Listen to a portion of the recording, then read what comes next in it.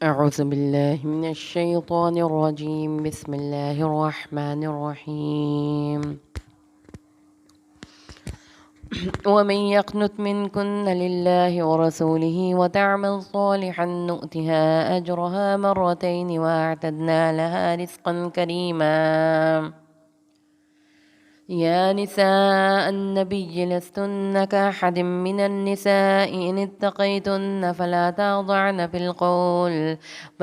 تخضعن بالقول فيطمع الذي في قلبه مرض وقلن قولا معروفا.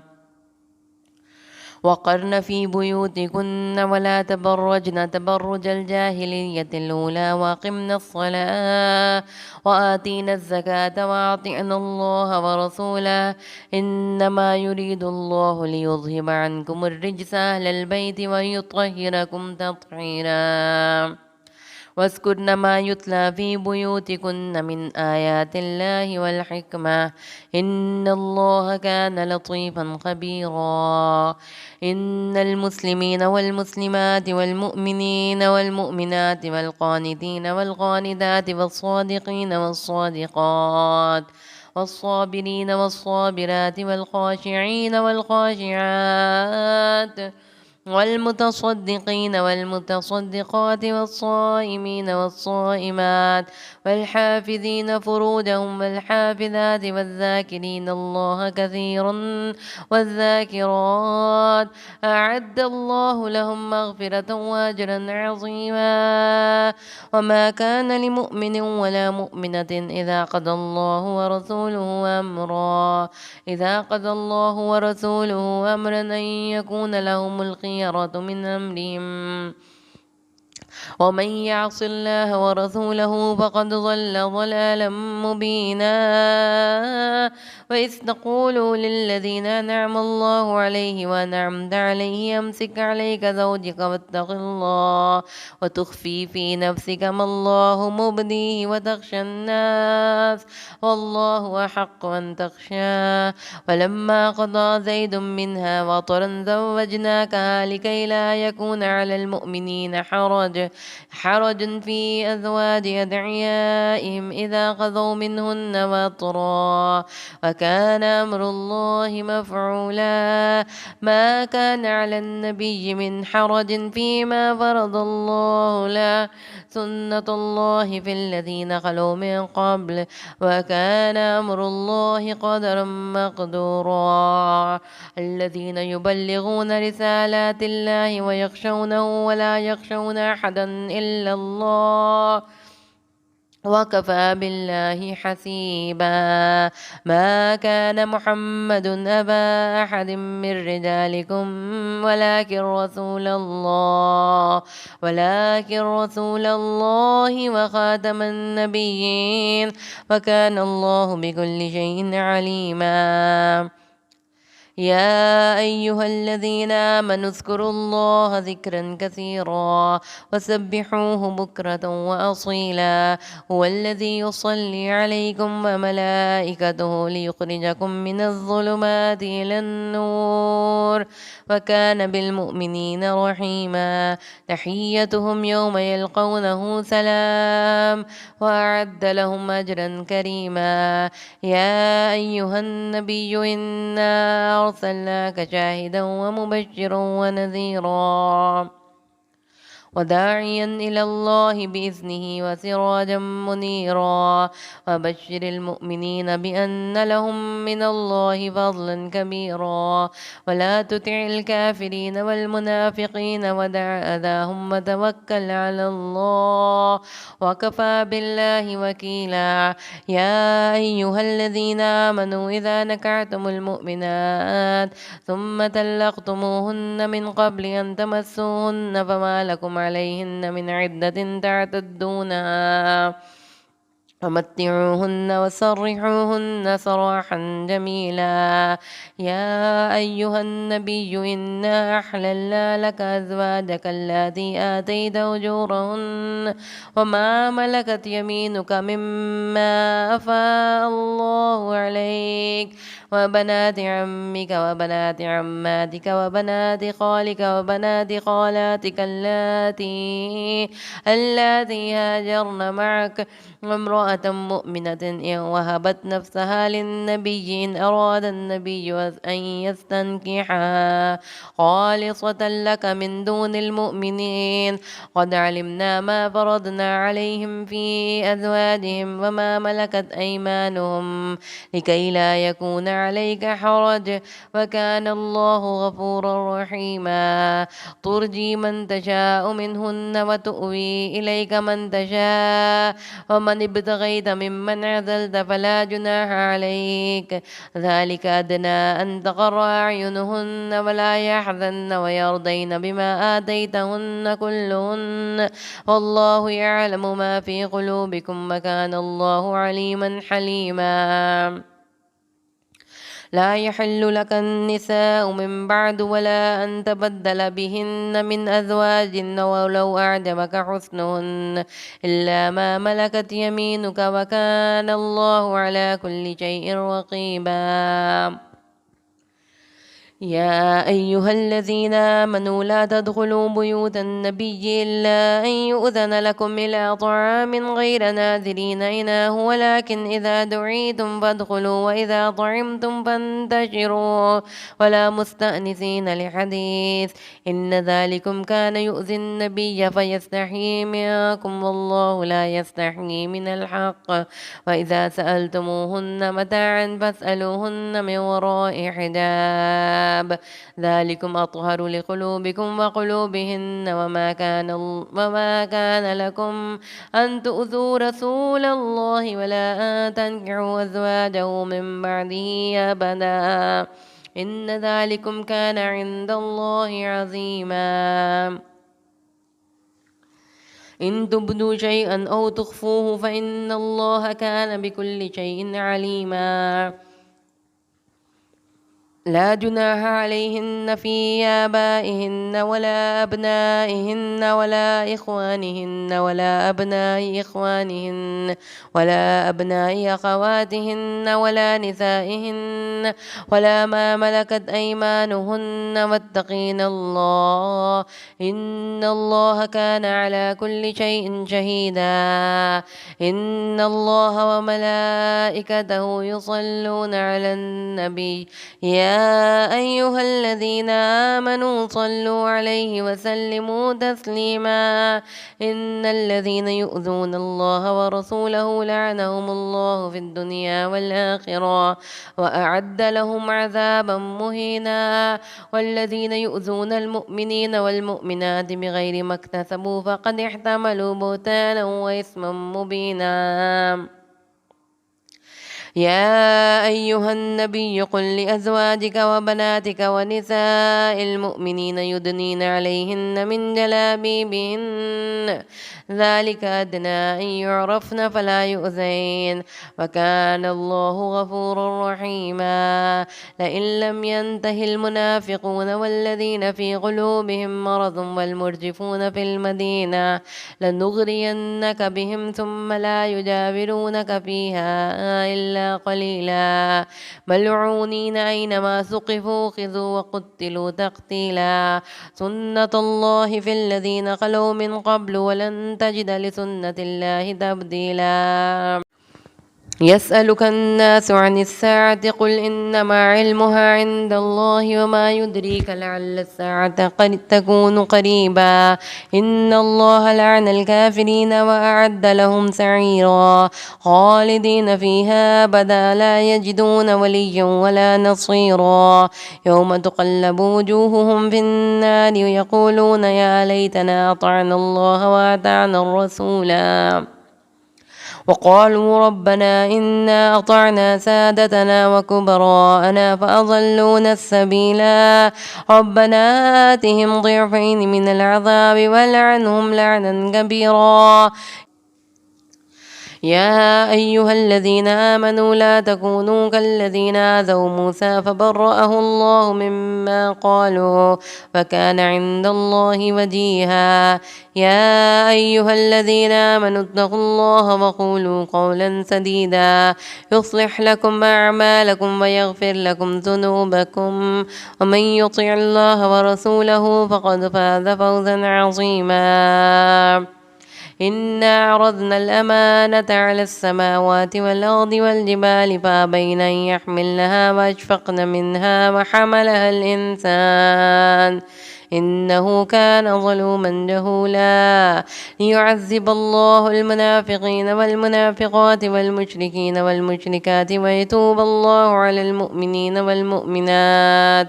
وكان الله غفورا رحيما. بسم الله الرحمن الرحيم. الحمد لله الذي له ما في السماوات وما في الأرض وله الحمد في الآخرة وهو الحكيم الخبير. يعلم ما يلج في الأرض وما يخرج منها وما ينزل من السماء وما يعرج فيها وهو الرحيم الغفور. وقال الذين كفروا لا تأتينا الساعة قل بلى وربي لتأتينكم عالم الغيب لا يعزب عنه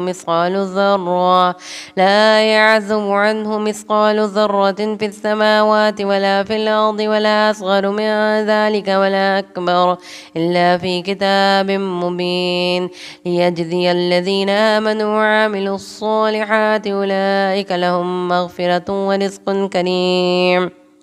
والذين سعوا في آياتنا معاجزين أولئك لهم عذاب من رجز أليم. ويرى الذين أوتوا العلم الذي أنزل إليك من ربك هو الحق ويهدي إلى صراط العزيز الحميد. وقال الذين كفروا هل ندلكم على رجل ينبئكم إذا مزقتم كل ممزق إنكم لفي خلق جديد أفترى على الله كذبا أم به جنة بل الذين لا يؤمنون بالآخرة في العذاب والضلال البعيد. أفلم يروا إلى ما بين أيديهم وما خلفهم من السماء والأرض إن نشأ نخسف بهم الأرض أو نسقط عليهم كسفا من السماء إن في ذلك لآية لكل عبد منيب. ولقد آتينا داود منا فضلا يا جبال أوبي معه والطين وألنا له الحديد أن اعمل سابغات وقدر في السرد واعملوا صالحا إني بما تعملون بصير. ولسليمان الريح غدوها شهر ورواحها شهر وأسلنا له عين القطر ومن الجن من يعمل بين يديه بإذن ربه ومن يزغ منهم عن أمرنا نذقه من عذاب السعير. يعملون له ما يشاء من محاريب وتماثيل وجفان كالجواب وقدور الراسيات اعملوا آل داود شكرا وقليل من عبادي الشكور. فلما قضينا عليه الموت ما دلهم على موته إلا دابة الأرض تأكل من سأته فلما خر تبينت الجن أن لو كانوا يعلمون الغيب ما لبثوا في العذاب المهين. لقد كان لسبإ في مسكنهم آية جنتان عن يمين وشمال كلوا من رزق ربكم واشكروا له بلدة طيبة ورب غفور. فأعرضوا فأرسلنا عليهم سيل العرم وبدلناهم بجنتيهم جنتين ذواتي أكل قمط وصل وشيء من سدر قليل ذلك جزيناهم بما كفروا وهل نجازي إلا الكفور. وجعلنا بينهم وبين القرى التي باركنا فيها قرى ظاهرة وقدرنا فيها السير سيروا فيها ليالي وأياما آمنين.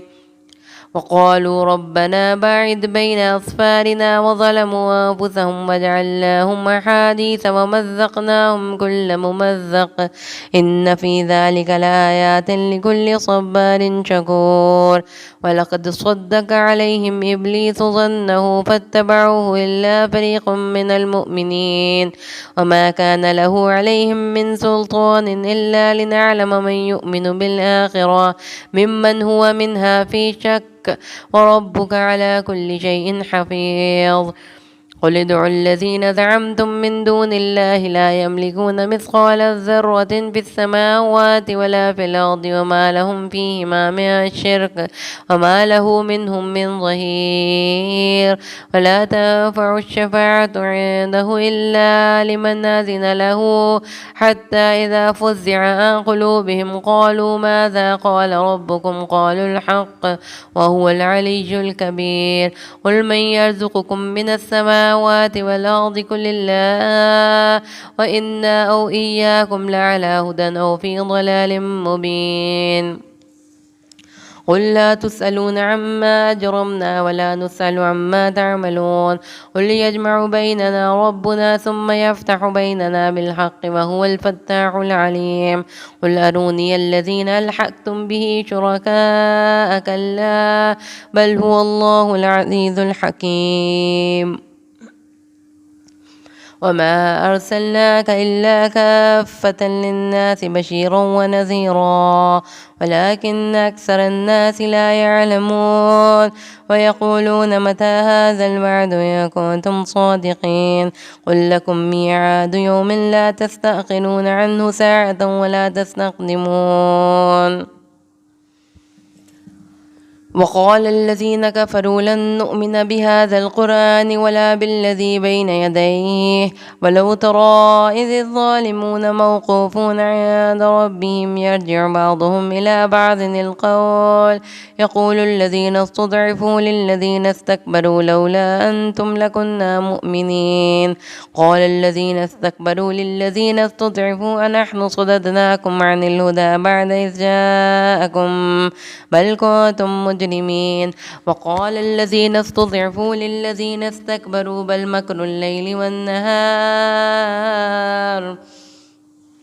استأمروننا أن نكفر بالله ونجعل له أندادا وأسروا الندامة لما رأوا العذاب وجعلنا الأغلال في أعناق الذين كفروا هل يجزون إلا ما كانوا يعملون وما أرسلنا في قرية من نذير إلا قال مترفوها إنا بما أرسلتم به كافرون وقالوا نحن أكثر أموالا وأولادا وما نحن بمعذبين قل إن ربي يبسط الرزق لمن يشاء ويقدر ولكن أكثر الناس لا يعلمون وما أموالكم ولا أولادكم بالتي تقربكم عندنا زلفى إلا من آمن وعمل صالحا وأولئك لهم جزاء الضعف بما عملوا وهم في الغرفات آمنون والذين يسعون في آياتنا معاجزين أولئك في العذاب محضرون قل إن ربي يبسط الرزق لمن يشاء من عباده ويقدر له وما أنفقتم من شيء فهو يخلفه وهو خير الرازقين ويوم يحشرهم جميعا ثم يقول للملائكة أهؤلاء إياكم كانوا يعبدون قالوا سبحانك أنت ولينا من دونهم بل كانوا يعبدون الجن وأكثرهم بهم يؤمنون واليوم لا يملك بعضكم لبعض نفعا ولا ضرا ونقول للذين ظلموا ذوقوا عذاب النار التي كنتم بها تكذبون وإذا تتلى عليهم آياتنا بينات قالوا ما هذا إلا رجل يريد أن يصدكم عما كان يعبد آباؤكم وقالوا ما هذا إلا إفك مفترى وقال الذين كفروا للحق لما جاءهم إن هذا إلا سحر مبين وما آتيناهم من كتب يدرسونها وما أرسلنا إليهم قبلك من نذير وكذب الذين من قبلهم وما بلغوا معشار ما آتيناهم فكذبوا رسلي فكيف كان نكير قل إنما أعظكم بواحدة أن تقوموا لله مثنى وفرادا ثم تتفكروا ما بصاحبكم من جنة إن هو إلا نذير لكم بين يدي عذاب شديد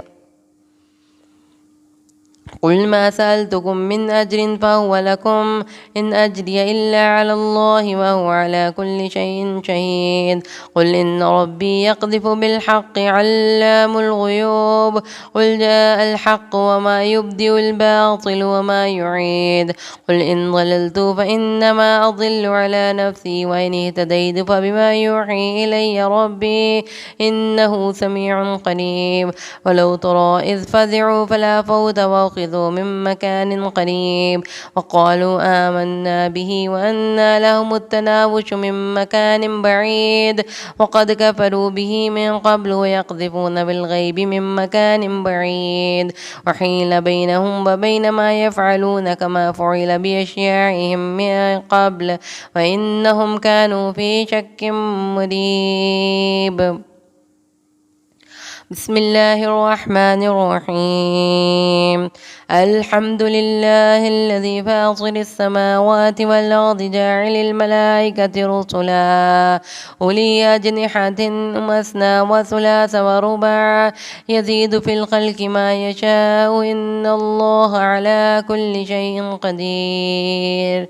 ما يفتح الله للناس من رحمة فلا ممسك لها وما يمسك فلا مرسل له من بعده وهو العزيز الحكيم يا أيها الناس اذكروا نعمة الله عليكم هل من خالق غير الله يرزقكم من السماء والأرض لا إله إلا هو فأنا تؤفكون وإن يكذبوك فقد كذبت رسل من قبلك إلى الله ترجع الأمور يا أيها الناس إن وعد الله حق فلا تغرنكم الحياة الدنيا ولا يغرنكم بالله الغرور إن الشيطان لكم عدو فاتخذوه عدوا إنما يدعو حزبه ليكونوا من أصحاب السعير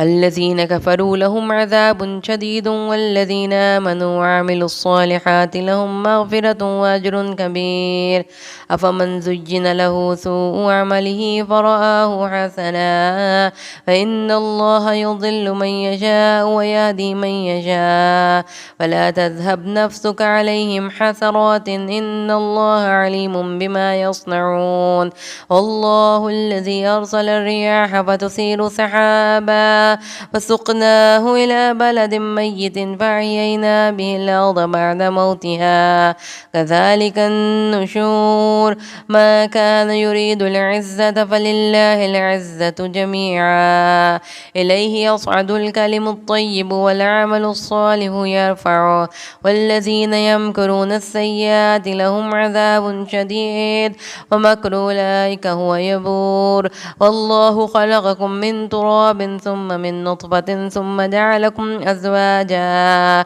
وما تحمل من أنثى ولا تضع إلا بعلمه وما يعمر من معمر ولا ينقص من عمره إلا في كتاب إن ذلك على الله يسير وما يستوي البحران هذا عذب فرات سائغ شرابه وهذا ملح أجاج ومن كل تأكلون لحما طريا وتستخرجون حلية تلبسونها وترى الفلك فيه مواخر لتبتغوا من فضله ولعلكم تشكرون يولج الليل في النهار ويولج النهار في الليل وسخر الشمس والقمر كل يجري لأجل مسمى ذلكم الله ربكم له الملك والذين تدعون من دونه ما يملكون من قطمير إن تدعوهم لا يسمعوا دعاءكم ولو سمعوا ما استجابوا لكم ويوم القيامة يكفرون بشرككم ولا ينبئك مثل خبير.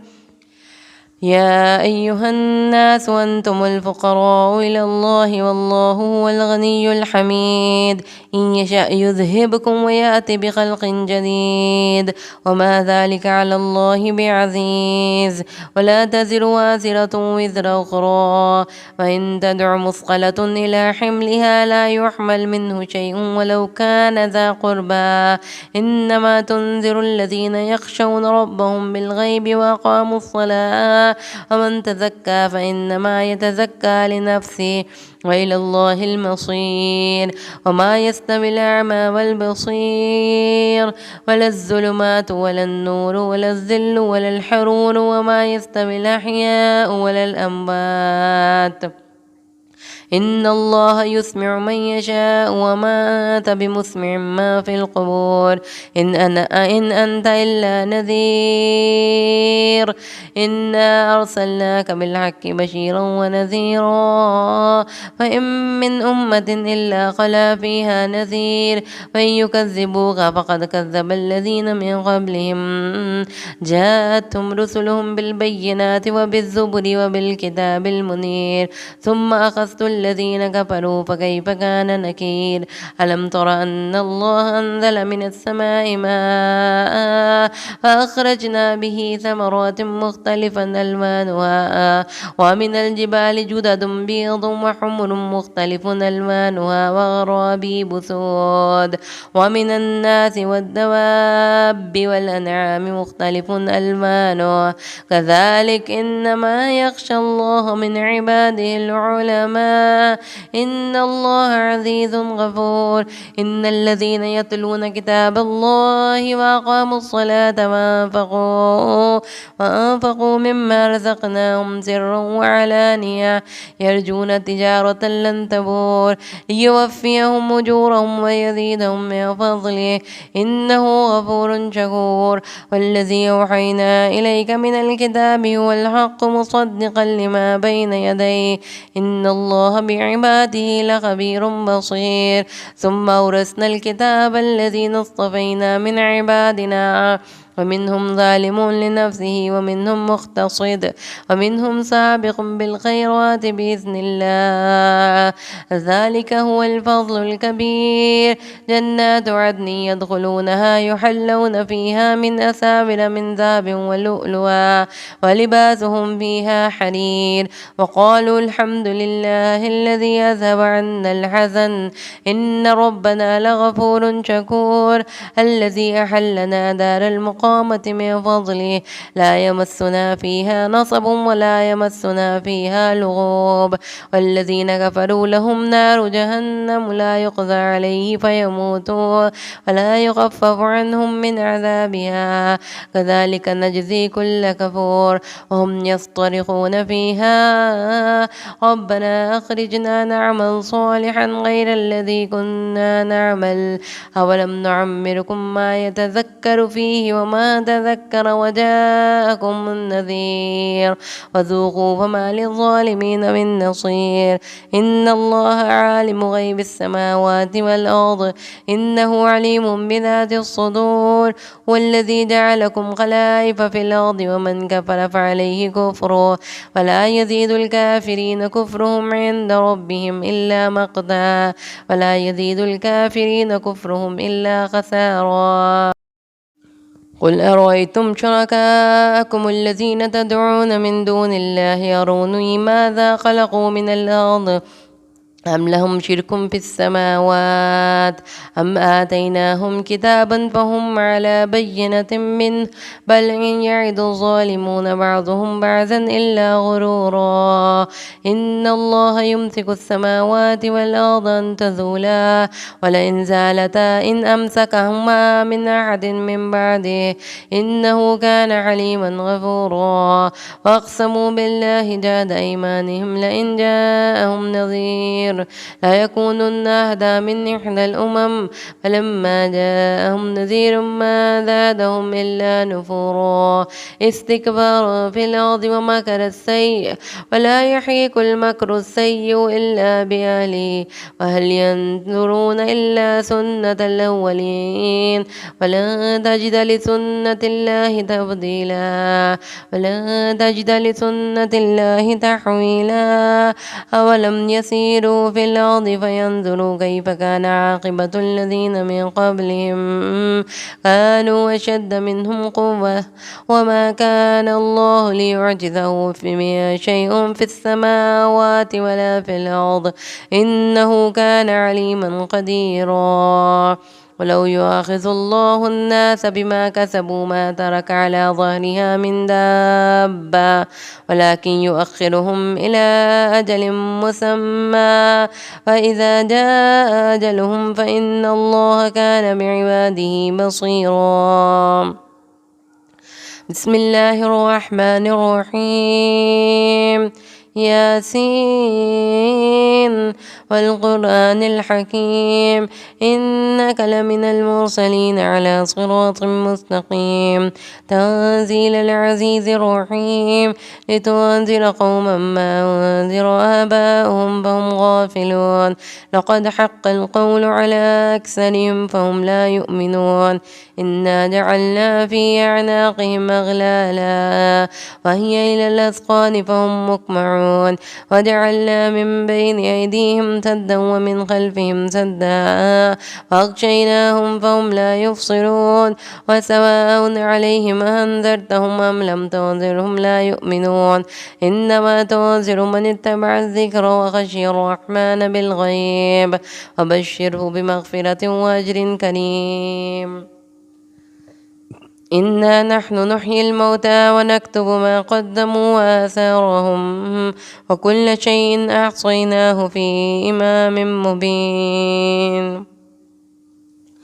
واضرب لهم مثلا أصحاب القرية إذ جاءها المرسلون إذ أرسلنا إليهم اثنين فكذبوهما فعززنا بثالث وقالوا إنا إليكم مرسلون قالوا ما أنتم إلا بشر مثلنا وما أنزل الرحمن من شيء إن أنتم إلا تكذبون قالوا ربنا يعلم إنا إليكم لمرسلون وما علينا إلا البلاغ المبين قالوا إنا تطيرنا بكم لئن لم تنتهوا لنرجمنكم وليمسنكم منا عذاب أليم قالوا طائركم معكم أئن ذكرتم بل أنتم قوم مسرفون وجاء من أقصى المدينة رجل يسعى قال يا قوم اتبعوا المرسلين اتبعوا من لا يسألكم أجرا وهم مهتدون صدق الله العظيم.